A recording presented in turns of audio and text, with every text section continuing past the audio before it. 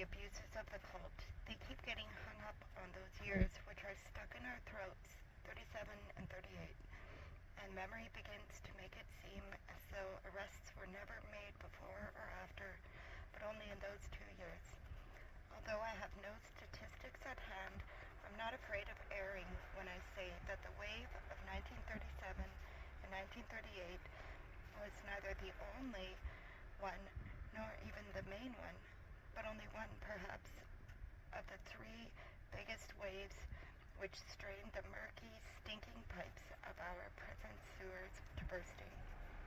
Before it came the wave of 1929 and 1930, the size of a good river ebb, which drove a mere 15 million peasants, maybe even more, out into the taiga and the tundra. But peasants are a silent people, without a literary voice, nor do they write complaints or memoirs. No interrogators sweat out the night with them, nor did they bother to draw up formal indictments. It was enough to have a decree from the village Soviet. This wave poured forth, sank down into the permafrost, and even our most active minds recall hardly a thing about it. It is as if it had not even scarred the Russian conscience. And yet Stalin, as you and I as well, committed no crime more heinous than this. After all, and after it, there was a wave of 1944 to 1946, the size of a good Yenisei, when they dumped whole nations down the sewer pipe, not to mention millions and millions of others who, because of us, had been prisoners of war, carried off to Germany, and subsequently repatriated. This was Stalin's method of cauterizing the wounds so that scar tissue would form more quickly, and thus the body politic as a whole would not have to rest up, catch its breath, regain its strength. But in this wave, too, there were people of a simpler kind, and they wrote no memoirs. But the wave of 1937 swept up and carried off to the archipelago people of position, people with a party past, yes, educated people, around whom were many who had been wounded and remained in the cities, and what a lot of them had pen in hand. And today they're all writing, speaking, remembering 1937, a whole Volga of the people's grief. But just say 1937 to a Crimean Tatar, a Kalmyk, a Chechen, and he'll shrug his shoulders. And what's 1937 to Leningrad when 1935 had come before it? And for the second termers, i.e. the repeaters, or people from the Baltic countries, weren't 1948 and 1949 harder on them? And if sticklers for style and geography should accuse me of having omitted some Russian rivers and not yet having named some of the waves, just give me enough paper. There were enough waves to use up the names of all the rivers of Russia. And it is well known that any organ withers away if it is not used. Therefore, if we know that the Soviet security organs, or organs, as they christened themselves with this vile word, praised and exalted above all living things, have not died off even to the extent of one single tentacle, but instead have grown new ones and strengthened their muscles, it is easy to deduce that they have had constant exercise. Through the sewer pipes, the flow pulsed. Sometimes the pressure was higher, and higher than had been projected. Sometimes lower, but the prison sewers were never empty. The blood, the sweat, and the urine into which we were pulsed through them continuously.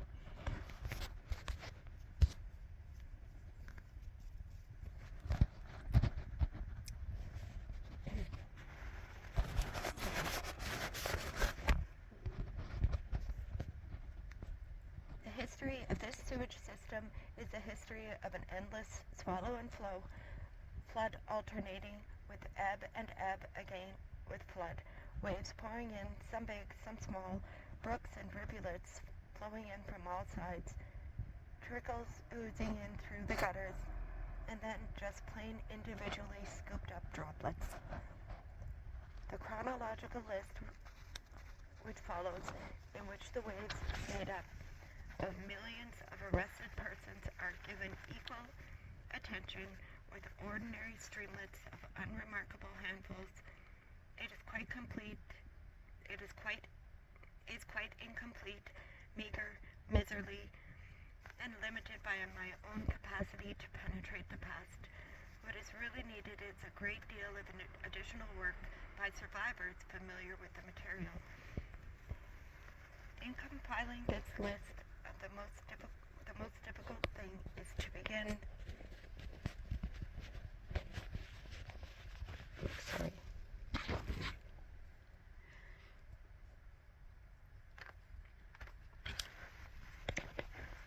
In compiling this list, the most difficult thing is to begin, partly because the further back into the decades one goes, the fewer eyewitnesses who are left, and therefore the light of common knowledge has gone out and darkness has set in, and the written chronicles either do not exist or are kept under lock and key.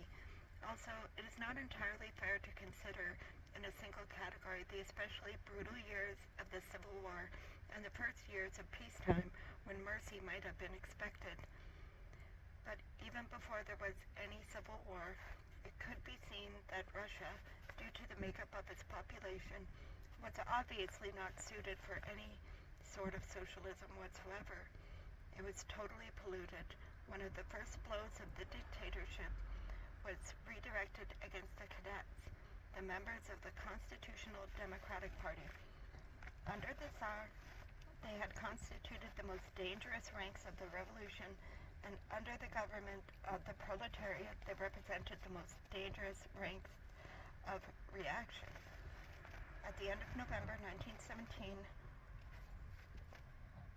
on the occasion of the first scheduled convening of the Constituent Assembly, which did not take place, the cadet party was outlawed and arrests of its members began. And about the same time, people associated with the Alliance for the Constituent Assembly and the students enrolled in the soldiers' universities were being thrown in the drug.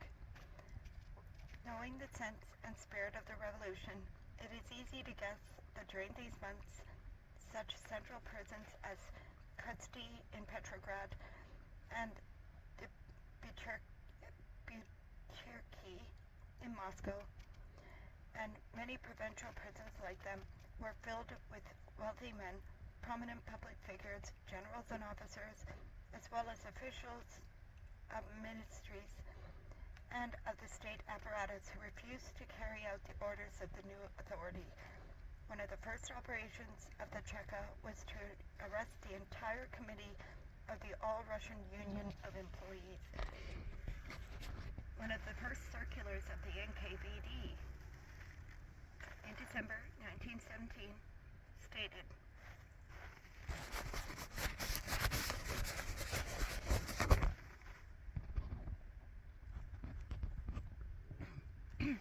quote, in view of sabotage by officials, use maximum initiative in localities not excluding confiscations, compulsion, and arrest. And even though 5-1 Lenin, at the end of 1917, in order to establish strictly revolutionary order, demanded merciless suppression of attempts at anarchy on the part of drunkards, hooligans, counter-revolutionaries, and other persons. In other words, foresaw that drunkards and hooligans represented the principal danger to the October Revolution, with counter-revolutionaries somewhere back in third place. He nonetheless put the problem more broadly. In his essay, quote, How to Organize the Competition, unquote, January 7th and 10th, 1918,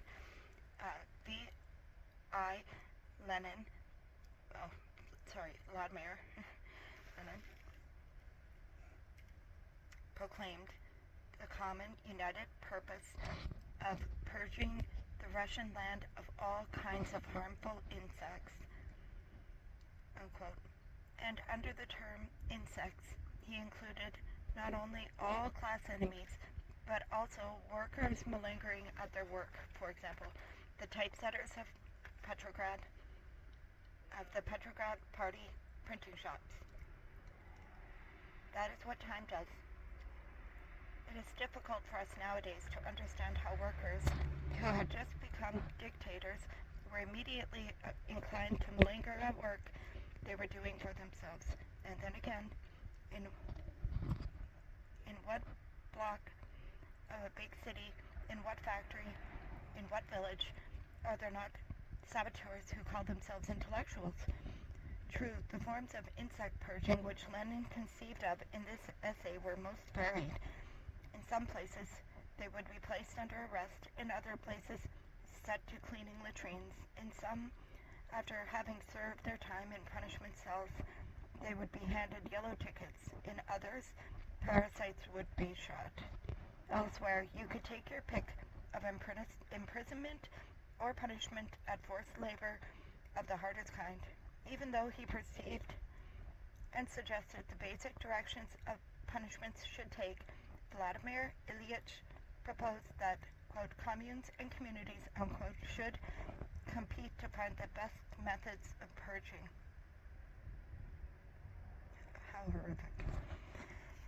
It is not possible for us at this time fully to investigate exactly who fell in with the broad definition of insects. The population of Russia was too heterogeneous and encompassed small, special groups entirely superfluous and, today, forgotten. The people in the local zemstva, self-governing bodies in the provinces were, of course, insects. People in the cooperative movement were also insects, as were all owners of their own homes. There were not a few insects among the teachers.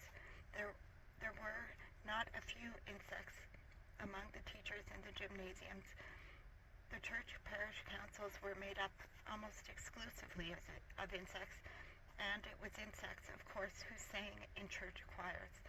All priests were insects, all monks and nuns even more so, and all those Tolstoyans who, when they undertook to serve the Soviet government on, for example, the railroads, refused to sign the required oath to defend the Soviet government with gun in hand, thereby showed themselves to be insects too. We will later see some of them on trial. The railroads were particularly important, for there were indeed many insects hidden beneath railroad uniforms, and they had to be rooted out and some of them slapped down. And telegraphers, for some reason, were the most part inveterate insects who had no sympathy for the Soviets. Nor could you say a good word about Vikshel, the All-Russian Executive Committee of the Union of Railroad Workers, nor about the other trade unions, which were often filled with insects hostile to the working class. Just those groups we have so far enumerated represent an enormous number of people, several years' worth of purge activity. In addition, how many kinds of cursed intellectuals there were, restless students and a variety of eccentrics, truth-seekers and holy fools, of whom even Peter the Great had tried in vain to purge Russia, and who are always a hindrance to a well-ordered, strict regime. It would have been impossible to carry out this hygienic purging, especially under wartime conditions, if they had to follow outdated legal processes and normal judicial procedures. And so an entirely new form was adopted, extrajudicial reprisal, and this thankless job was self-sacrificingly assumed by the Cheka, the sentinel of the revolution.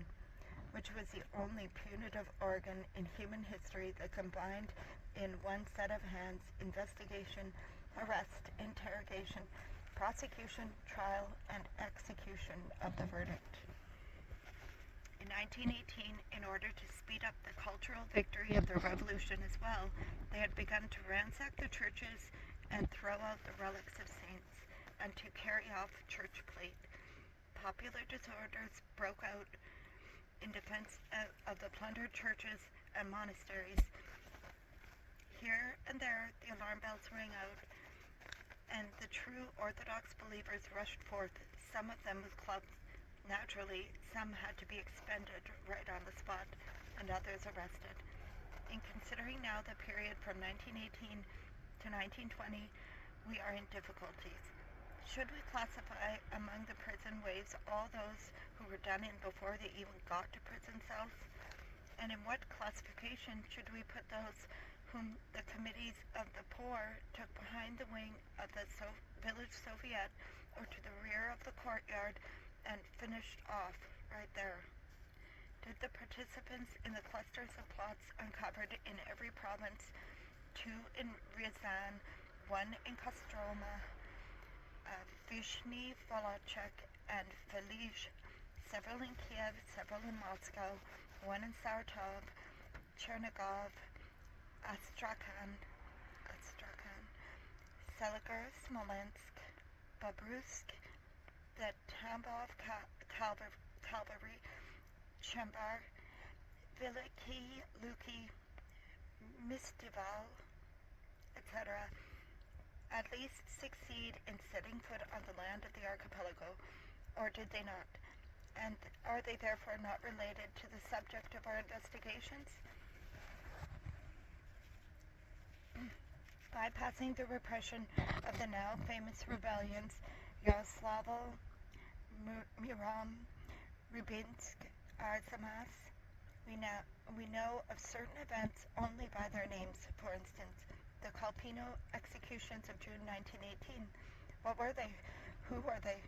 And where should they be classified?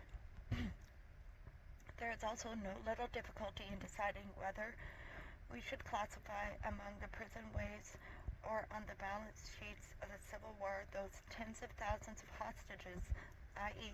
people not personally accused of anything, those peaceful citizens not even listed by name, who were taken off and destroyed simply to terrorize or wreak vengeance on a military enemy or a rebellious population.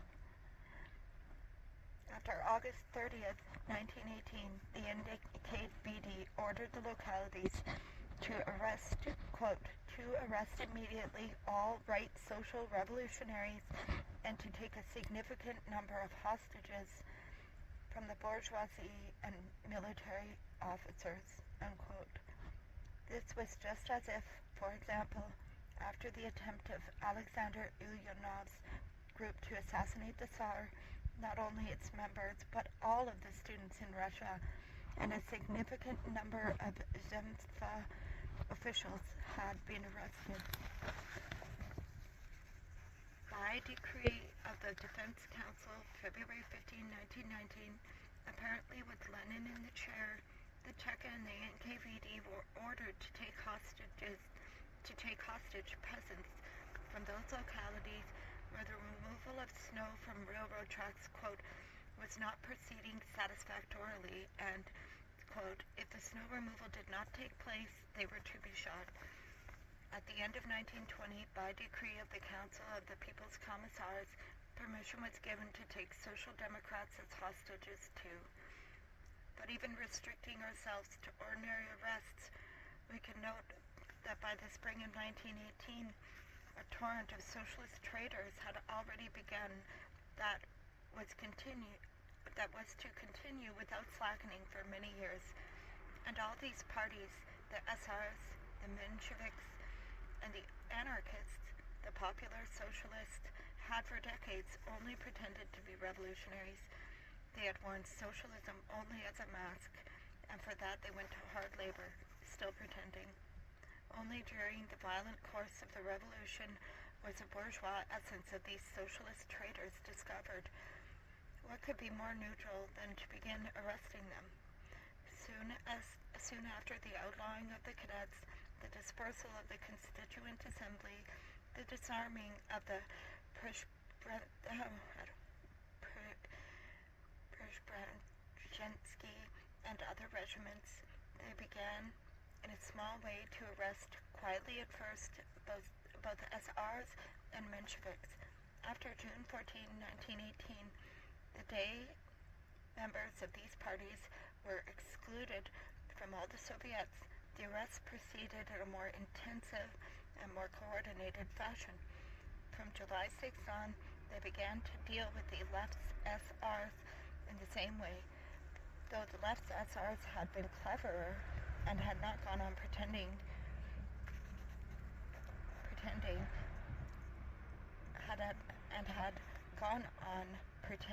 longer that they were allies of the one and only constituent party of the proletariat.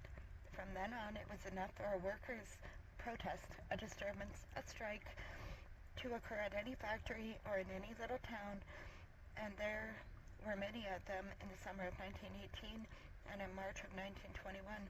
They shook Petrograd, Moscow, and Kronstadt, and forced the inauguration of the NEP, and coinciding with concessions, assurances, and dissatisfaction for the just demands of the workers, the Cheka began silently to pick up Mensheviks and SRs at night as being the people truly to blame for these disorders. In the summer of 1918 and in April and October of 1919, they jailed anarchists right and left. In 1919, they arrested all the members of the SR Central Committee they could catch and kept them imprisoned in the Butyrki up to the time of their trial in 1922. In that same year, Latzis, a leading Chekist, wrote of the Mensheviks, quote, "People of this sort are more than a mere hindrance to us. That is why we remove them from our path, so they won't get under our feet. We put them away in a secluded, cozy place in the Butyrki, and we are going to keep them there until the struggle between capital and labor comes to an end," unquote. In 1919, also, the delegates to the non-party Workers' Congress were arrested. As a result, the Congress never took place. In 1919, suspicion of our Russians returning from abroad was already having its effect. Why? What was their alleged assignment? Thus, the officers of the Russian Expeditionary Force in France were imprisoned on their homecoming. In 1919, too, what was with the big halls in connection with such actual and pseudo-plots as the National Center and the military plot? Executions were carried out in Moscow, Petrograd, and other cities on the basis of lists. In other words, free people were simply arrested and executed immediately. And right and left, those elements of the intelligentsia considered close to the cadets were raked into prison. What does the term close to the cadets mean? Not monarchist and not socialist. In other words, all scientific circles, all university circles, all artistic, literary, yes, and of course, all engineering circles, except for the extremist writers, except for the theologians and theoreticians of socialism, all the rest of the intelligentsia, 80% of it, was, quote, close to the cadets. In that category, for example, Lenin placed the writer Korolenko, a pitiful petty bourgeois imprisoned in bourgeois prejudices. He considered it was not amiss for such talents to spend a few weeks in prison. From Gorky's protests, we learned of individual groups that were arrested. On September 15, 1919, Lenin replied to him, "It is clear to us that there were some mistakes, but what a misfortune, just think about it, what an injustice." And he advised Gorky, quote, not to waste his energy whimpering over rotten intellectuals, unquote. From January 1919 on, food requisitioning was organized and food collecting detachments were set up. They encountered resistance everywhere in the rural areas, sometimes stubborn and passive, sometimes violent. The suppression of its opposition gave rise to an abundant flood of arrests during the course of the next 2 years, not counting those who were shot on the spot. I am deliberately bypassing here the major part of the grinding done by the Ch.2, the special branches, and the revolutionary tribunals as the front line advanced and cities and provinces were occupied. And the same NKVD directive of August 30th, 1918 ordered that efforts be made to ensure, quote, the unconditional execution of all who had been involved in White Guard work, unquote. But sometimes it is not clear where to draw the line. By the summer of 1920, for example, the Civil War had not entirely ended everywhere, but it was over on the dawn. Nonetheless, officers were sent there from there en masse from Rostov and from Novocherkassk to Archangel, whence they were transported to the Solovetsky Islands, and it is said several of the barges were sunk in the White Sea and in the Caspian Sea. Now, this should be built to the Civil War or to the beginning of peacetime reconstruction. In Novocherkassk, in the same year, they shot the pregnant wife of an officer because she had hidden her husband. In what classification should she be put? In May 1920 came the well-known decree of the Central Committee on Subversive Activity in the Rear. We know from experience that every such decree is a call for a new wave of widespread arrests. It is the outward sign of such a wave, and a particular difficulty and also a particular advantage in the organization of all these waves was the absence of a criminal code or any system of criminal law whatsoever before 1922. Only a revolutionary sense of justice, always infallible, guided those doing the purging and managing of the sewer system when they were deciding whom to take and what to do with them. In this survey, we are not going to investigate the successive waves of habitual criminals, ugolovniki, and non-political offenders, butcheviki. Therefore, we will all merely recall that the countrywide poverty and shortages began during the period when the government, all institutions, and the laws themselves were being reorganized, could serve only to increase greatly the number of thefts, robberies, assaults, bribes, and the resale of merchandise for excessive profit, speculation.